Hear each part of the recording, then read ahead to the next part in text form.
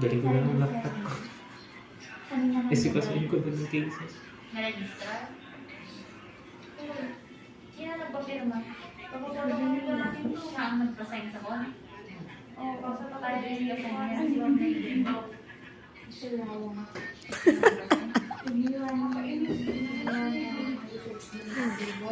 So, hello guys! Wait lang, this is our last day of duty. As per the schedule, school calendar. School calendar ka naman. Oo nga, college calendar. So, if there is a one word that you're gonna leave for today's last day of duty, what will it be? Thanks. Thank you, Kala. Thanks to the hospital. Yeah. Thanks to everyone who has been part of our duty. How about Karen?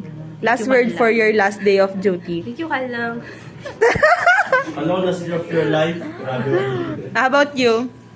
Ano? What is your last word for the last day of duty? Finally. Claire, last word for the last day of duty. Je! Last word for the last day of duty. Sa wakas. Sa wakas. Jibay ka! Tulog-tulog na naman kayo. Last word for the last day of duty. Gago talaga yan. Ano masasabi mo sa kagrupo mong group 4? Magaganda na magagaling? Ayusin mo. Guys, Ay, maingay. Ana! Gisingin mo. We did it. Ah! We did it. May may pa-wall. Kala ko we did it. We did Else, Eko, last word for the last day of duty. Hindi na pala. Ampon. Meron siyang makeup pa. Wala na. Bakit mo yung face mo kay ate?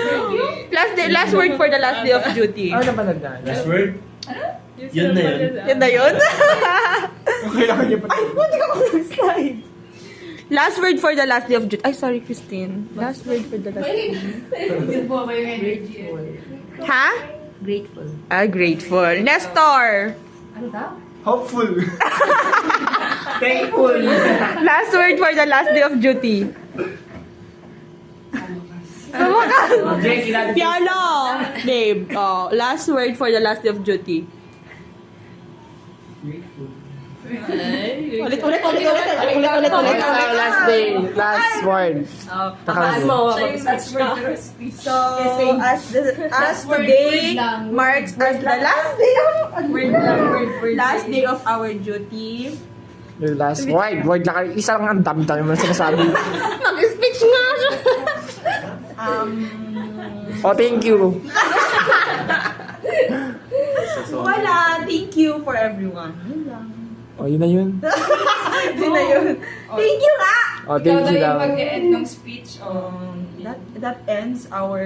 Hindi, yung message yung mo. sabi ni...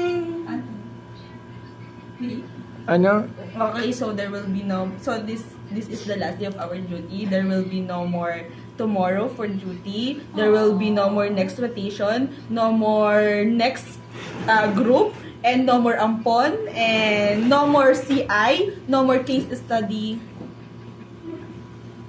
No more NCP. No more puyat. No more puyat. No more kalang. No more 3 a.m. duty as student nurses. No more So 3 our next duty will be as Registered nurses. Good luck everyone and congratulations.